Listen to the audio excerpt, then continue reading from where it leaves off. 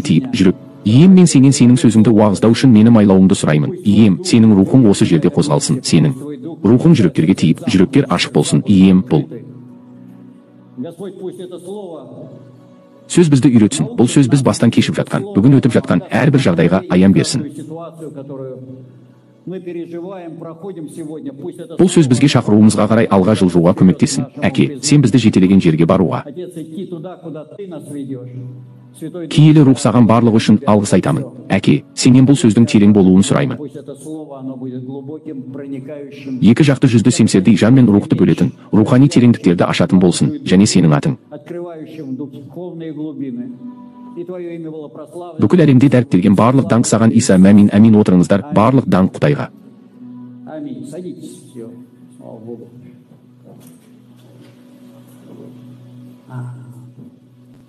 Ал уағызды мен бұл сөзді шақыру деп атадым. Ал ол ютубта болады. Шақыру рухани есік білу үшін мен бұл. Тақырыпты уағыздадым шамасы 1 жыл бұрын шамасымен. Оны уағыздадым және онда ол шақыру есігі шақыру деп аталды негізінде. Бұл тақырып шақыру есігі шақыру, олар шатаспау үшін. YouTube тегі атауларда бұл басқа уағыз болады. Толығырақ, тереңірек. Мүмкін, бірақ көп жағдайда ол қиылсады. Бұл жалпы алғанда бір тақырып екені түсінікті бір.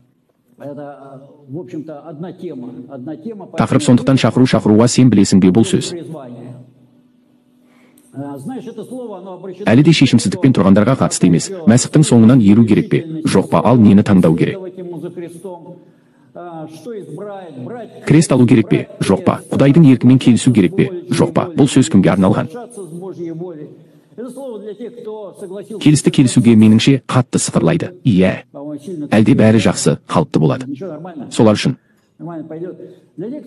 кім келісті және Құдайдың еркімен келіседі? Міне, осы адамдар үшін кім әлі адаспайды білесің бе? Бірақ қатты бағасын төлеуге шешім қабылдады. Оның ізімен жүру үшін бағасын төлеуге шешім қабылдады.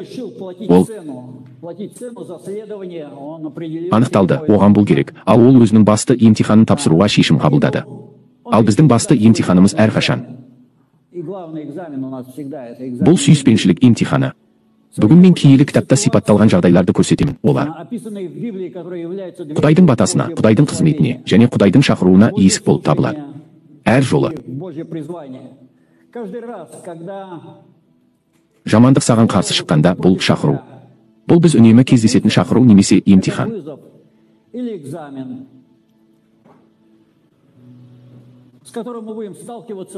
Бізде білесің бе, өсуге мүмкіндік болу үшін мезгіл. Махаббат және жамандықты жақсылықпен жеңу мен Лұқаның 6 тарауының 29 тармағын оқимын. Бұл тармақта Иса бізге зұлымдықты жеңу үшін сын қатерге қалай дұрыс жауап беру керектігін үйретеді. Жақсылықпен бетіңнен ұрғанға екінші бетіңді, тостағы үстіңгі киіміңді шешкенге алуға кедергі жасама. Жейдені бірінші көріп тұрғанын соққыдан жалтарма, соққыны қабылдап, оған жақсылықпен жауап бер.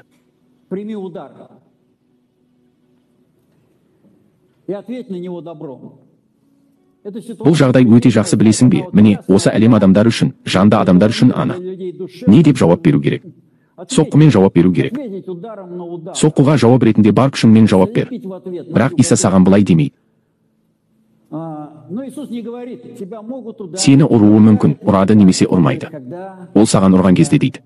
Сені ұрады, мен саған айтайын, сен одан қашып құтыла алмайсың. Сені ұрады. Сен бұл емтиханда боласың, және сенің соққыға реакцияң сенің ішіңдегін ашады. Жүрегің, махаббат соққыға соққымен жауап бермейді. Ал бұл жағдай рухани ұлдық танытудың бір ғана мүмкіндігі. Иса Мәсіхке немесе қазіргі кезде сәнді түрде айтылатындай сәйкестендіру. Бұл шақыру немесе соққы.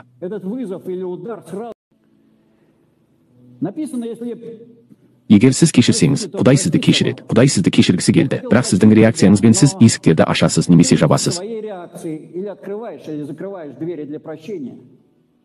Бұл жағдай арқылы кешірімге, мейірімділерге Құдай мейірімділікпен қарайды. Құдай саған өзінің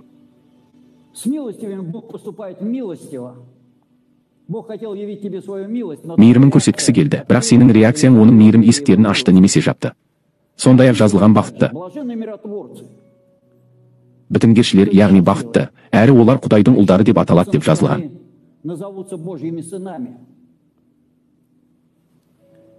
Ұлдары себетімен ұрғанда, Құдай саған өзінің ұлы деп аталу бақытын бергісі келді, бірақ сен өзіңнің реакцияңмен келістің немесе оны қабылдамадың, бақытыңнан бас тарттың, өйткені бақытты, бақытты деп жазылған.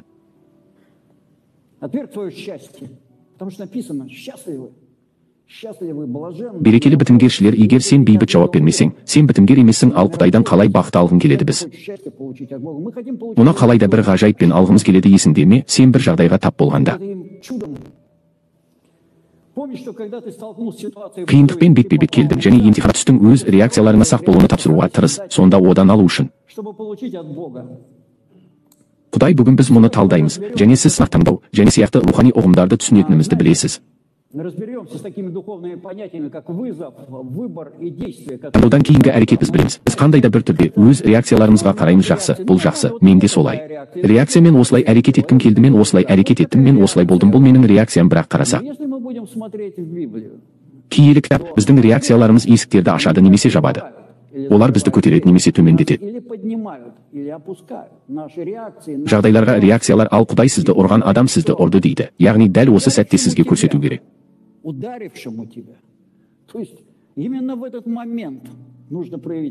Дұрыс реакция, және бұл реакция өте көп. Мен оның қаншалықты ашылатынын көрсеттім. Яғни Құдай бәрін қойған сияқты. Өз батаңды білесің, осы соққыда бәрін сонда салды, және сен алдың, маған бұл керек емес дедің, алда жапсырды. Айналмалы тепкімен оған жауап беріп, бәрін жоғалтты. Қалай десек те, неге біздің реакцияларымыз?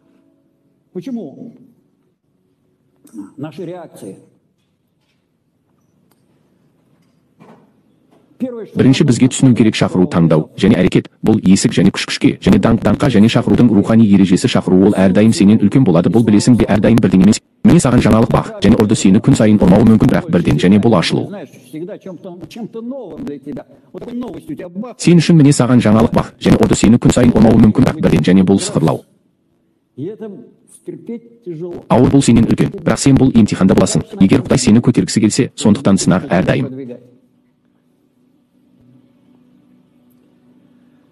Біз шешім қабылдайтын, іс-әрекет жасайтын орын, одан кейін орып жинау келеді, жақсы ма, жаман ба? Біздің реакцияларымыз шешеді. Құдай бізді көтере бастағанда, ол бізді жай ғана жылжытпайды.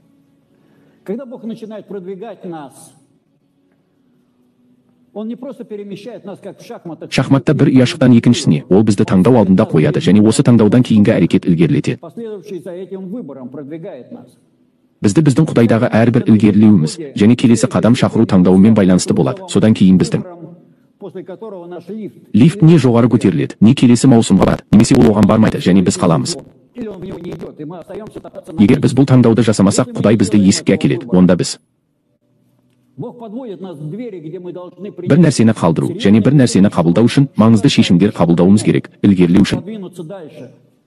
Ары қарай шақыру дегеніміз не? Шақыру бұл біз үшін қиын шешім, кедергі сияқты көрінетін рухани есік. Қиындықпен ауыртпалық, оны орындау мүмкін еместігі сияқты. Біз үшін әрбір осындай шақыру көрінеді. Келесі ашылу үшін біз аттауға тиіс болатын еңсерілмейтін қабырға, кедергі немесе қолайсыздық сияқты.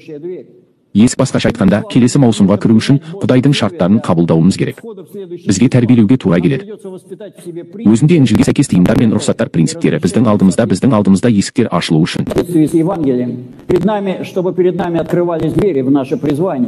Біздің Құдайға шақыруымызға біздің мінезіміз керек. Қиындықтарды қабылдай алатын, дұрыс қабылдай алатын шешімдер және әрекет ету, осылайша біз тұлғаның айрықша белгілерін аламыз, біз емес.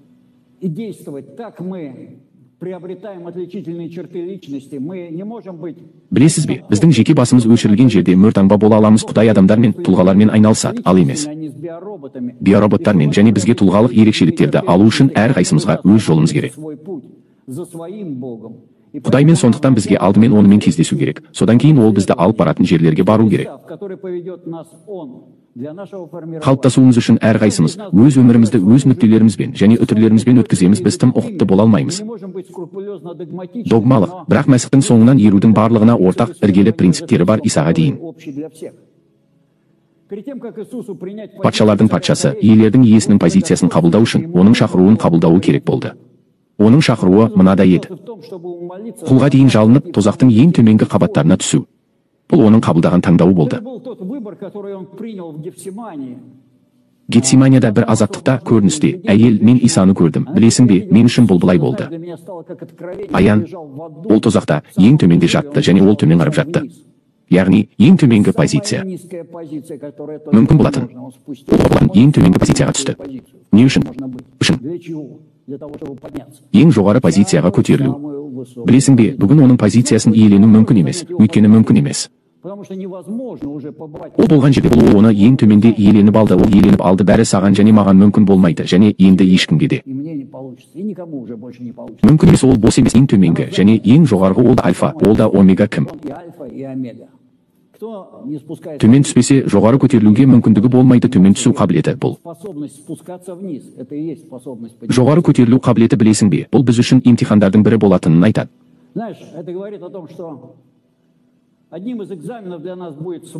Көтерілу үшін жалына аласың ба? Мақтаныш ешқашан бұл имтиханды тапсырмайды. Біз өзімізде кішіпейілділік пен жұмсақтықты, соққыға соққымен жауап бермеу қабілетін тәрбиелеуге тура келеді. Білесің бе, міне, соққыға соққымен жауап бермеу, бұл жауаптың деңгейі. Онда жай ғана қорқып кеткендер де болуы мүмкін. Жай ғана қорқып жауап бермеді, өйткені қорықты, бірақ біз оны түсінуіміз керек.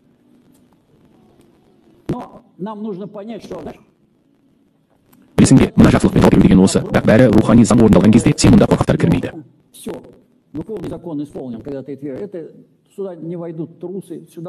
Тек жақсы адамдар кіреді. Егер біз жақсылыққа соққымен жауап берсек және рухани әлем осыны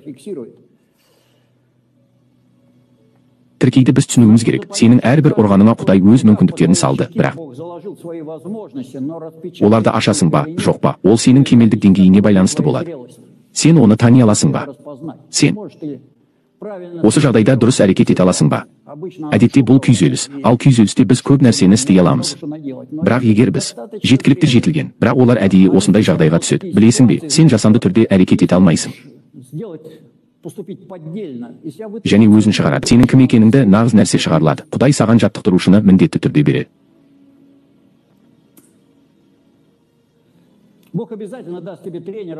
Бұл мәселеде бүгін білесің бе, шіркеуге өзіңді жақсы көр деп айтатын, осы дүниенің көптеген ілімдері еніп кетті. Ал мұны қабылдаған адамдар, Құдай олар үшін дайындаған рухани позицияға ешқашан кірмейді. Неліктен? Олар қабылдай алады. Шақыру және Құдай үшін есіктерді ашу, өйткені Құдай үшін есіктер бұл өзіңнен бас тарту және айқышталу. Басқа жол жоқ. Бізге өз тәніңнен жеңіс керек. Біз шайтанды байлап онымен көбірек күресеміз, бірақ тәніңді оның қалауларымен байланысты. Осылайша сен шайтанды байлайсың. Өзіңнен бас тарт. Крестті ал, бұл шайтанды байлау. Бізге оған айқайлау оңайырақ сияқты, бірақ бұл жұмыс істемейді. Аян 12-ші тарау. 10-11 аяттар. Мен аспанда қатты дауыс естідім. Енді құтқарылу, күш және Құдай патшалығы келді. Біздікі және оның мәсіхінің билігі, өйткені бауырластарымызды Құдай алдында жамандаған жала жабушы құлатылды.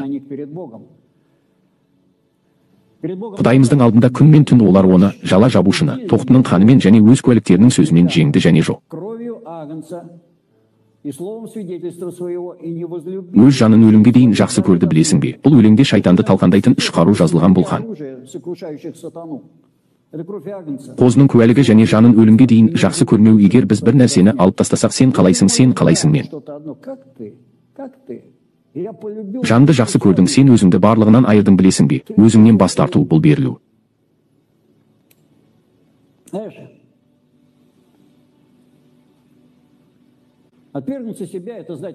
Махаббат емтиханы, яғни шайтанды жеңу үшін зұлымдыққа махаббатпен жауап беру, шайтанға жаһандық жеңіс. Иса жасады, бірақ біз бұл жеңісті өз өмірімізде пайдалана аламыз ба? Жоқ па? Жазылған, олар жеңді. Оның тоқты қанымен тоқты шайтанды жеңген жоқ, бірақ олар біздің өмірімізде, біз мұны өзіміз жасауымыз керек. Иса бізге берді. Жеңіс қаруы біздің қанымыз, бірақ біз Құдайдың сөзімен келісе отырып жеңуіміз керек. Онда ол жазылмаған. Олар бүгін уағыздап, бас тартуды ұнататындай өзіңізді жақсы көріңіз, содан кейін Мәсіхтің қаны болады. Қару жарақ, өзіңді жақсы көр, Иса сені жақсы көреді. Бұл балабақшаның аяны әрине Иса.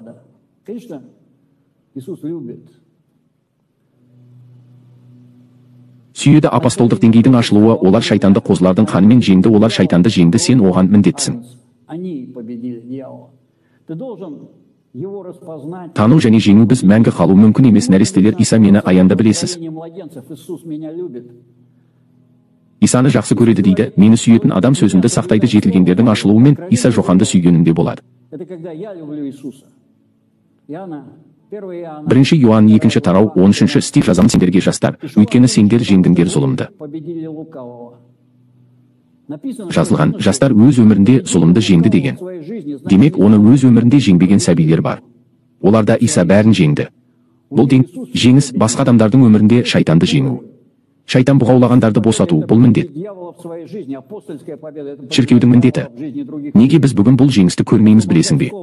Өйткені шіркеу Иса оның орнына сөз бізге билік берілгенін айтады. Лука 10 тарау 19 стих мен сендерге жыланды басуға билік бердім. Және саршаянды және дұшпанның барлық күшін, және сізге ештеңе зиян тигізбейді.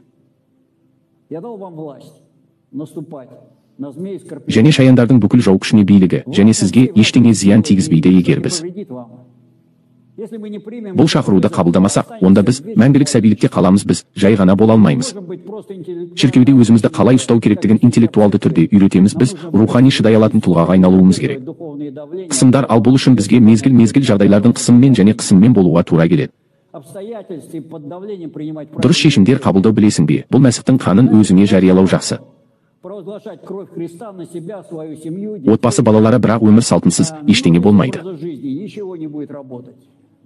Жұмыс істеу, бірақ егер біздің өмір салтымыз бен басты құндылығымыз Мәсіхпен қарым-қатынас болса, онда біз автоматты түрде түсеміз.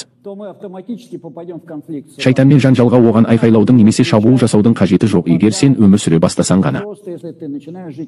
Дұрыс, егер сен үшін Иса басты құндылыққа айналса, онда сен жанжалға түстің, қаласаң да, қаламасаң да.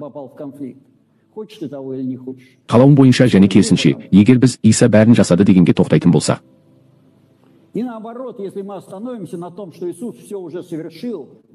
Шайтанмен бұл қақтығыс аяқталды. Біз онымен доспыз, бірақ Құдайдың жауымыз Жақып 44. Ей, зинақорлар, дүниемен достық Аллаға дұшпандық екенін білмейсіңдер ме? Сонда кім әлеммен дос болғысы келеді? Ол Құдайдың жауы болады. Қайтадан сіз автоматты түрде түсінесіз, сізге айналудың қажеті жоқ. Мен сенің жауымын, Құдай әділ. Әлеммен достасуды бастаңыз, шайтанмен қақтығысқа араласпаңыз. Барлығы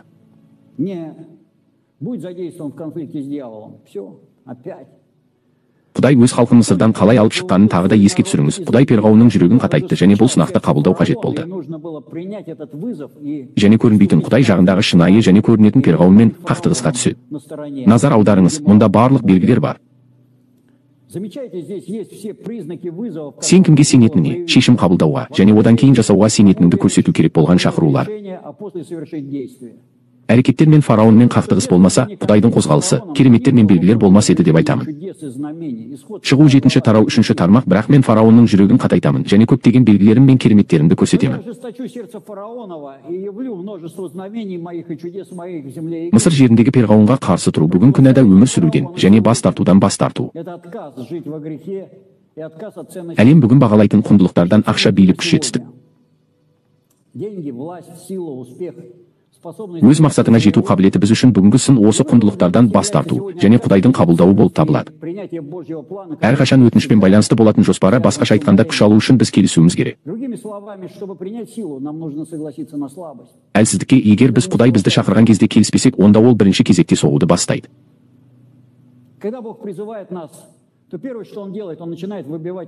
Біздің астымыздан үміт ететін тіректеріміз, бұл адамдар, біздің қабілеттеріміз, дарындарымыз, біліміміз және сол сияқты болуы мүмкін.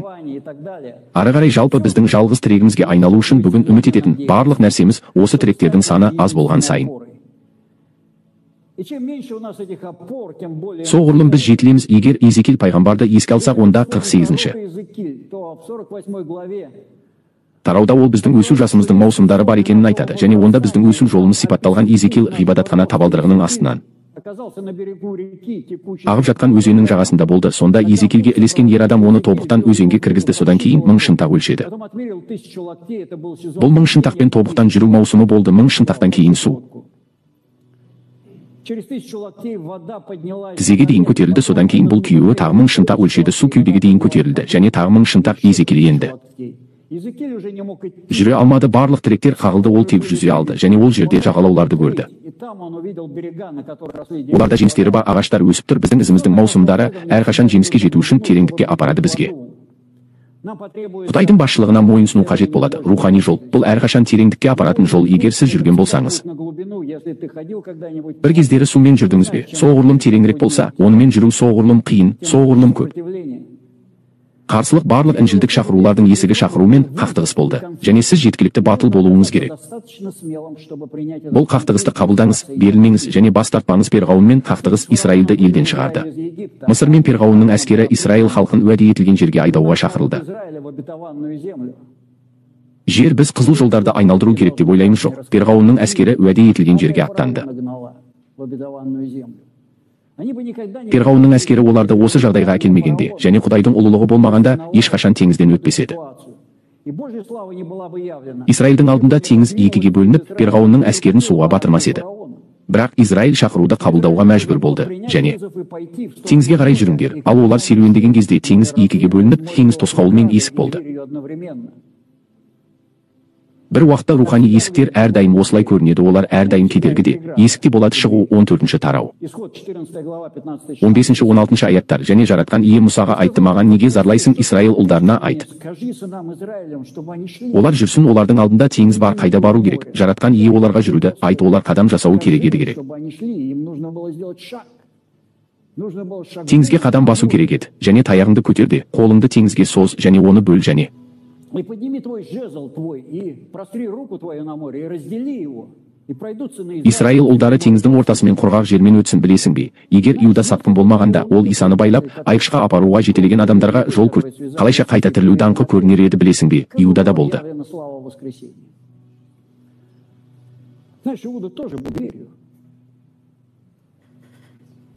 Есік кейде сен ойлайсың, бұлар менің өмірімдегі ең жаман адам болуы мүмкін. Бәлкім, ол есік шығар. Менде осындай адамдар толып жатты, қарасам мүлдем түсінбедім.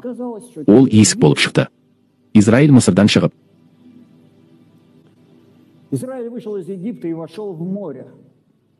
теңізге кірді. Теңізден шығып, шөлге кірді. Бұл олар үшін жаңа сынақ болды, өйткені онда су жоқ еді. Олар жаңа тұрақ орындарына келіп өтіп жатты. Әрбір тұрақ орындарында олардың құмарлықтары, әлсіздіктері, мәселелері анықталды, өйткені Құдай шешіп отырды, себебі бұл жерде басқа тірек жоқ еді. Олардың сүйенетін ешкімі жоқ еді, және Құдай сол кезде өз кереметтерін жасады. Білесің бе, қашан біз өзіміз бірдеңе істей аламыз, сонда Құдай жұмыс істемейді. Ол сенен. Барлық тіректер астыңнан суырылды. Сен Құдайдың соңынан еріп, белгісіздікке баруды білесің. Уәде етілген жердің шекарасына жеткенде, олар тағы да қиындыққа тап болды. Олар қате шешім қабылдады, содан кейін қате әрекеттер, содан кейін егін 40 жыл жүріп келді. Алттар шөлдегі бір тау болды. Олар Құдай халқы қорқатын есік болды. Жаңа маусымның тапсырмасын қабылдағанша біз сол жолмен жүреміз. Ескі маусымда айналамыз, және біз шөлдегі еврейлер сияқты онда өлуіміз мүмкін. Маған маусымнан маусымға қалай өткенім туралы, мені әрдайым Перғауынның әскері қудалады. Мен ешқашан өз еркіммен ескі маусымдарынан шыққан емеспін. Мені ол жерден өз еркіммен шығару мүмкін емес еді. Мен ол жерге үйрендім, бәрі жақсы болды. Мені сол жерден бақытты саяхатқа шығарып салатын Перғауын әскері керек болды. Білесің бе?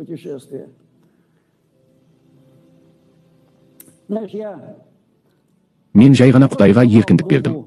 Мен Құдайға айттым, егер саған керек болса, менде бір сезім болды, бірақ мен қайда баруды, не істеуді білмедім.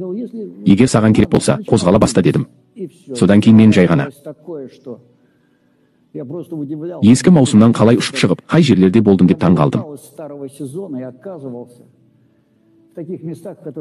Жаңа маусымға Галиал шығарғанын білесің бе, Давид?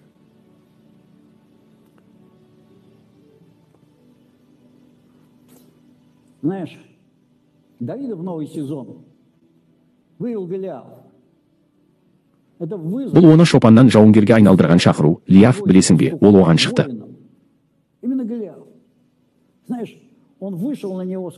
таспен және арқанмен, ал осы вызывадан кейін басында Семсер мен Фу және Лияфтың басымен оралды. Қолында Семсері бар, одан жақсысы болмаған.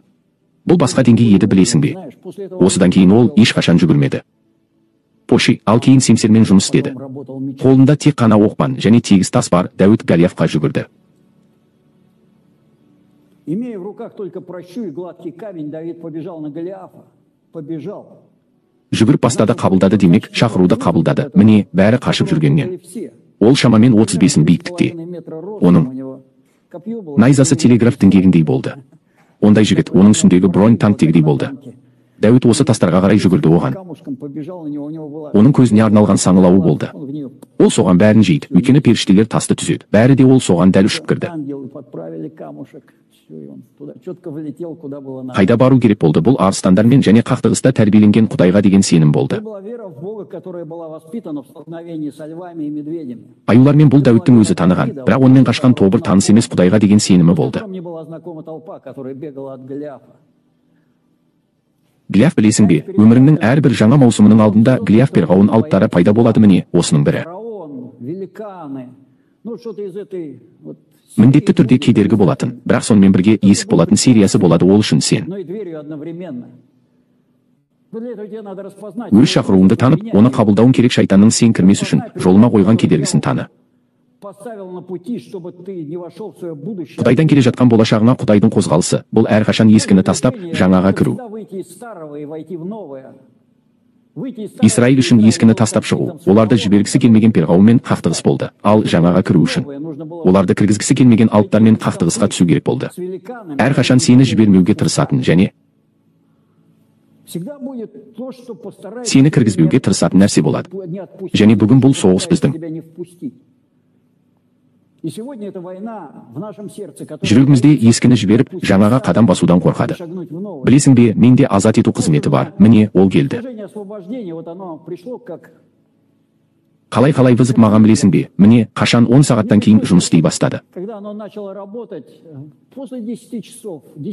Ауыр жұмыста 10 сағаттық жұмыс күнінен кейін бірнеше километр жүріп, мен болмайтын ормандарға баруым керек. Естілмейді, және сонда масаларды тамақтандырып, дұға етемін, және солай күн сайын аптасына 6 күн жарайды. Жексенбіде мен де бардым, бірақ мен жұмыс істеген жоқпын, бірақ білесің бе. Сондықтан білесің бе, бұл бір сынақ болды, бірақ толық уақытты қызметке есік ашты. Бүгін мен жұмысқа бармаймын. Мен ол кезде істегенімді істемеймін. Мұсаның шақырылуы сынақтан басталды. Құдай оған барып, перғауынға бар да, бүкіл Мысырда жанжал шығар, саған менің таяғымды беремін, менің халқымды шығар деді. Мұса алдында тұрды. Ауыр сынақ. Ол бүкіл Мысырға қарсы қолында таяғы бар, Дәуіт таспен қарсы тұрғандай. Голиафқа бұл сынақ Мұсадан соншалықты үлкен болды, тілі күрмеліп қалды. Ол айтады, рұқсат етіңіз. Басқа біреу мұнымен айналысыншы, Құдайым, басқа біреуді жіберші. Шығу 4-ші. Тарау 13-15 аят. Мұса айтты, ем басқа біреуді жіберші, кімді жібере аласың, Құдайдың қаһары. Мұсаға түсті де ол айтты, сенің Аарон ағаң Левит жоқ па? Мен білемін, ол сөйлей алады, міне ол. Саған қарсы шығады, және сені көріп жүрегінде қуанады, сен оған айтып, сөздерін аузына саласың. Ал мен сенің аузыңда, оның аузында болып, сендерге не істеу керектігін үйретемін, міне осыны мен әрдайым ойладым, неге бәрі? Осының бәрі Құдайға керек пе? Есі дұрыс біреуін тап, немесе оның тілімен бірдеңе істе, сонда ол Құдай деп айта бастасын. Ол айта бастау үшін білесің бе? Кейін түсінесің бе, Құдаймен қаншалықты жақын таныссаң, соншалықты. Құдайдың әлсіз емес екенін түсіне бастайсың, түсінесің бе? Міне, ол өзінің әлсіз емес екенін көрсетті, оның осындайлармен ісі болуы мүмкін. Замарачками, ол Моисей қойған бұл сынды қабылдады, ол Моисейге жақсы деді, егер сен менің алдымда болсаң, шақыру болса, менде одан шығудың жоспары бар мен. Білесің бе, қаптарды тасыдым, ал ішінен уағыздай баста деген дыбыс шықты, мен жауап бердім, мүмкін емес. Я отвечал: не могу, Господи. Ием, менің уақытым жоқ. Ием, мен іспен айналысып жатырмын, мен қаптарды тасып жүрмін, бірақ Құдай маған қысым жасай берді. Продолжал давить на меня, и Мен Гидеон сияқты жүн жайдым. Егер Асия қайтып келсе, мен бастаймын. Құдай бұл сынды қабылдады, және Асия қайтып келді. тогда начну. И Бог принял этот вызов, и Ася вернулась на следующий Келесі күні біз ол кезде бір жыл бойы сөйлеспеген болсақ та кенеттен ол маған жазды. уже год. И вдруг она мне пишет: привет. Сәлем, мен күтпеген жерден қапты тастадым деді. Маған Асия деген кім екенін айтып берші. Асия, бұл бәрі басталған қыз. Такая Ася. Ася — это девушка, с которой все началось. Қызмет мен Краснодармен жүрдім. Ол маған қоңырау шалып, менен жындарды қуып шығар деді мен. И она позвонила мне, говорит: выгони из меня бесов. Я говорю: хорошо. Жақсы дедім, мен шетке шығып, дұға ете бастадым. Одан жындар шыға бастады. Ол мұның бәрін телефонға түсірді. Қалай? На телефон, как из него выходить. Одан жындар шығып, өзінің тобында, онда 2000 адам болды. Жариялады, және келесі күні кезекке. Очередь на освобождение. Босатуға шамамен 70 адам бүкіл әлемнен келді. Міне, бәрі осылай басталды. Содан кейін біз онымен бірге Началось. И потом мы вместе с ней служили. қызмет еттік. Содан кейін бізде Павел мен Морнавадағыдай реніш болды. Біз қандай да бір Произошло огорчение. Мы разошлись на какое-то время. уақытқа ажырастық, және міне, ол бір жыл болған жоқ. Және міне, ертеңінде мен айтқан бойда шел қоңырау шалса. Говорю: если позвонит, Господи. Жарайды, мен қоңырау шалады деп күткен жоқпын. Что позвонит. Мен қоңырау шалмайды деп ойладым. Не позвонит. Жарайды, Құдайға шүкір, жалғастыра береміз. Продолжаем таскать мешки. Қаптарды тасуды. Бірақ ол қоңырау шалды. Мен айттым, менің қолымнан қаптар түсіп кете У бастады. меня мешки стали из рук вываливаться. Если мы не примем Егер біз шақыруды қабылдамасақ, біз өлеміз. Біз 40 жылдық қозғалыстан кейін шөлде өлеміз. Білесің бе, христиан діні бойынша христианскому кругу вокруг, бір таудың айналасындағы шеңберде үй, жұмыс, шіркеу бәрі адамдардікіндей. Білесің бе, мен содан өлгім келмейді. я вот не хочу умереть от этого головокружения. Бас айналу, егер Мұса шақыруды қабылдамаса, ол әлі күнге дейін шөл далада жүрер еді. Пас овец в пустыне. Сенің шақыруың әрқашан шақырудың артында тұрады. Иоанның шақыруы оны шөлге алып келді. Призвание Иоанна вывело его в пустыню, но именно Бірақ туда, дәл сол жерге оған Иса келді. казалось бы, Басқа жерге бару керек сияқты, храмға бару керек сияқты. туда должен Ол жаққа келу керек. в пустыню. Шөлге. Призвание Жүсіптің шақырылуы оны құлдыққа келді. но Бірақ дәл сол жерде Құдай онымен бірге болды. именно туда он Дәл сол жерге ол оған келді. Лот, Содомда жайлы жерлерде тұрғанды ұнататын. Құдай да сол жерге Содомды қирату үшін ғана келді. чтобы разрушить Содом. Лот потерял. Лот Ыбырайыммен шөл далада басып өткендерінің бәрінен айырылды, және өзі де тұтқынға түсті. Егерде Если бы не Авраам, Ыбырайым болмаса, ол сонда қалып қояр еді. Бірақ Ыбырайым шақыруды қабылдап, 328 адамы бар 5 патшаға қарсы соғысқа шықты. 300 Олар сол жерде человек, они там всю Европу бүкіл Еуропаны жаулап алды, және оның үйінде тәрбиеленген 328 адамы бар еді. в доме его. Ал осы жеңістен кейін білесің бе, бұл да шақыру болды. Это тоже был вызов, который был Ол Ыбырайымнан әлдеқайда үлкен болды. гораздо. Әлдеқайда үлкен. Представляешь? Елестетіп көрші, ол жерде жаулап алушы патшалар жасай алмай, өз әскерлерімен қарсы тұру, және Ибрахим 328 адам, және осы жеңістен кейін, және осы И после этой победы и этого вызова, оның қабылдаған шақыруына қарсы Мелхидек шығып, оны баталап, тек қана шақыруларды қабылдау арқылы біз кіреміз. только принимая вызовы, мы входим в Божье призвание. Құдайдың шақыруына шақыру әрқашан орындалмайтындай болып көрінеді. Бірақ оны қабылдау керек, ал одан әрі Құдайдың күші басталады. А дальше Божья сила начнет двигаться. Қозғалуға, және сен өзіңізге кіресің. Шақыруды қабылдау арқылы сіз үшін жұмыс істей бастайтын аспан механизмдерін іске қосасыз. Бұл Работать на тебя.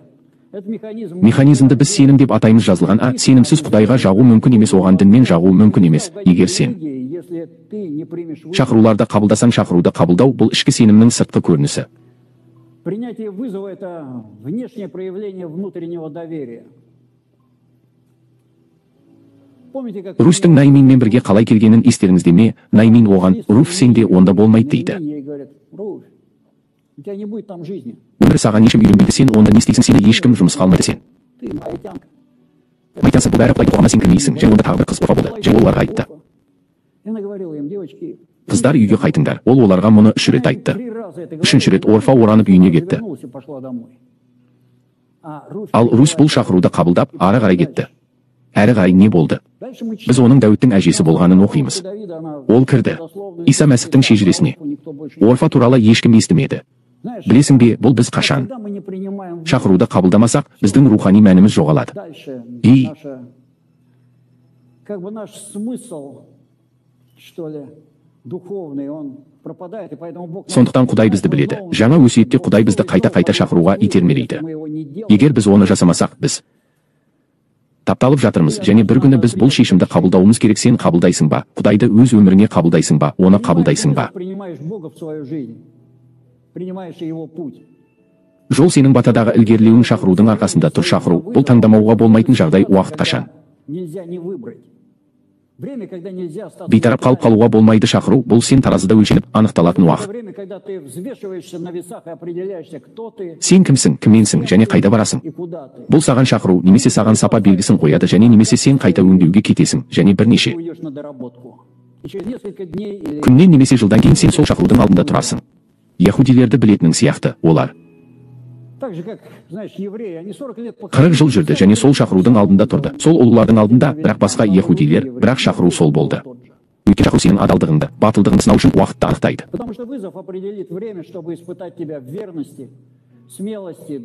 Құдайға сенім. Шақыру жасырын нәрсені ашық етеді. Шақыру біздегі жасырын нәрсені ашық етеді. Бір күні менің өміріме қиындық туды. Мен құрметті адам болып қалу, немесе қызметте болу таңдауына тап болдым. Ал екіншісі таңдау осыны қабылдау үшін майланғаныңызға, адал болу үшін шақыруға адал болу болды.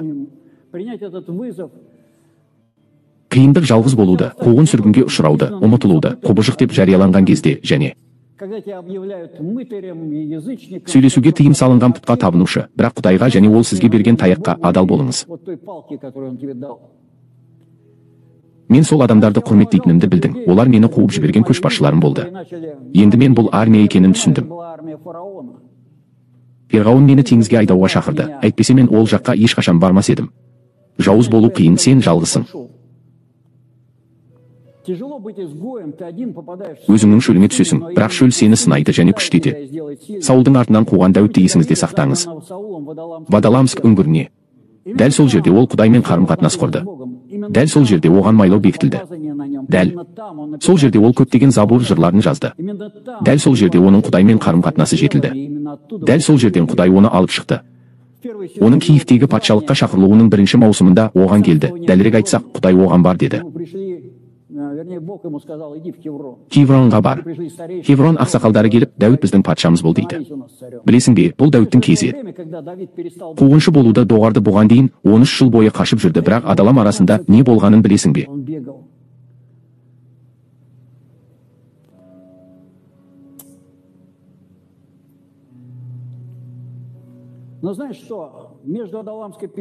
Үңгір мен Дәуіттің Хеврон патшалығында Сиклаг деп аталатын сәт болды. Оған кейінірек ораламыз. Өз шақыруыңа кіру оңай болмайды. Сізге таңдау жасауға тура келеді, және сізге көп нәрседен бас тартуға тура келеді. Мүмкін біраз уақытқа жалғыз қалуға тура келер. Біз үшін әрқашан қиындық. Шақыруды қабылдау — бұл әрқашан бастау.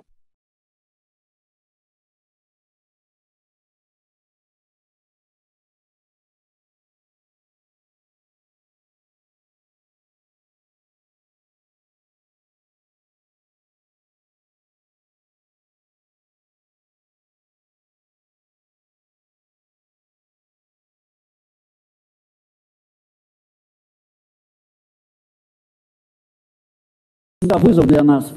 Принять вызов — это всегда начать платить цену. Құдай сен үшін дайындаған нәрсе үшін ақы төлеу. Шақыруды ұстап тұру үшін майлауға тап болуға тура келеді. Көптеген қиындықтармен біз шақыруға қызыл кілеммен өтпейміз. Сенің шақыруыңда әрқашан болады. Қарсыласының қалай болатынын білесің бе? Менде алдыңғы маусым әрқашан айналып кететін. Күл үйі маған тіпті қайтқым келсе де қайтарға жерім болмады, бірақ шақыру білесің бе, ол қалай? Мен қайта тіріледі. Күлден әшкелеп Исаға қызмет етудің бір қыры. Мәсіх Ишаяның 61-ші тарауының 3-ші тармағы музыка.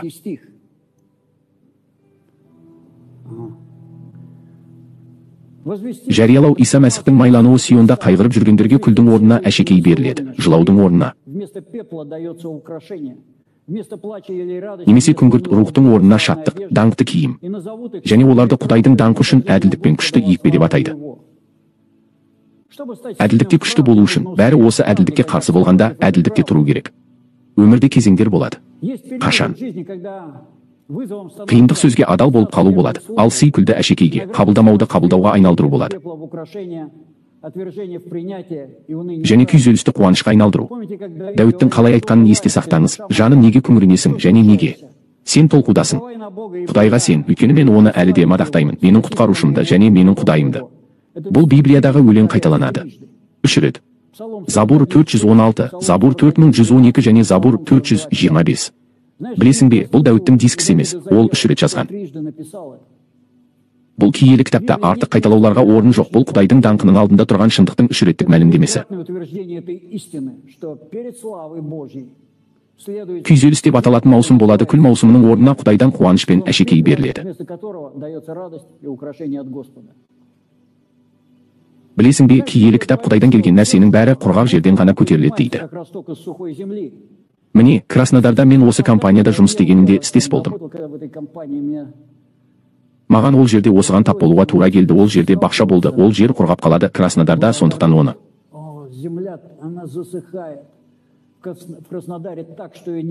Мүмкін емес, күректер кетпеңдер сынады, ол осы аптап ыстықта ол бетоннан да берік болады, одан бәрі ұшады. Егер оны суармасаң, темір ұшады, күректер мен кетпеңдер сынады. Ештеңе істеу мүмкін емес, бірақ одан шөп өседі. Неге екенін білесің бе? Себебі бұл Құдайдың отырғызуы шақыру кейде құрғақ жерді бұзады. Көптеген жылдар, бірақ ол оны бұзады. Құдайдың адалдығын білмейінше шақыруды жүзеге асыру мүмкін емес. Ол бізді жасайтын тәжірибе арқылы. Құрғақ жерді бұзып өту үшін күшті уәде етілген жердегі алыптар бұл болды. 12 адам қабылдай алған шақыру, 12-нің ішінен Иешуа мен Халиф, жарайды, дәлірек айтсақ бүкіл Құдайдың халқынан, себебі бұлар 12 барлаушыдан кейін, оларға қалғандарының бәрі қосылды тек қана. Миллион адамнан 2-і ғана шақыруды қабылдаған, осы 2-і шөл даладан өтіп.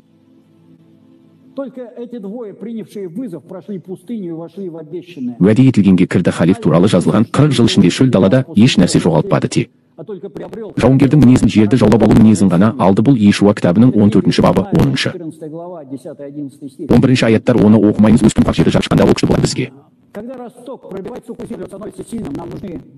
Күшті тексерілген сыналған болу үшін шақырулар кетіп, осы күйде ғана біз орындаймыз. Құдайды ертеңсіздің шақыруын сақырыңыз. Мықты адамдардың жолы әрқашан қиын болады. Бір күні Дэвид қиындықтардан шаршады. Ол бір күні Саулдың қолына түсемін деп іштей айтты да, одан жасырыну үшін Филистер патшасына бардым.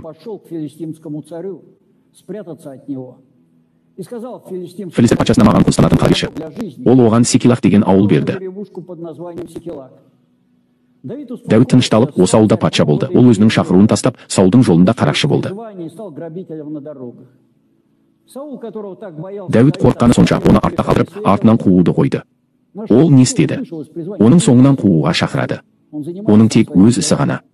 Дәуіттің жауларының ешқайсысы мұны істей алмады.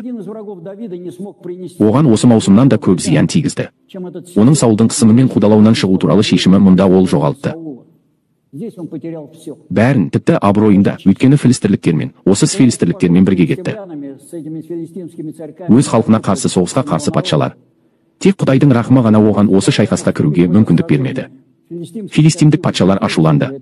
Олар айтады, ол бұрылып кетуі мүмкін, сенімсіз жігіт артқа.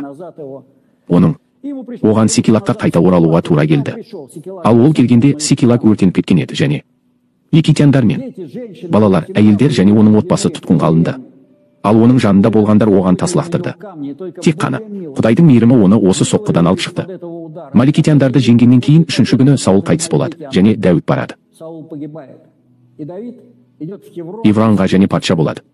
Білесің бе, Құдай мейірімділік танытып, Дәуітті өз шақыруына қайтарды. Сабақ. Құдайдан келген қиындықтармен бетпе-бет келген жақсы, олардан қашқаннан гөрі. Шығын аз. Әрбір қиындықтың өз функциясы бар. Сенің сеніміңді шайқалту, қарым-қатынасты сынау, және сенің рухани сергектігіңді көтеру, ол сенің сеніміңе жол бермейді.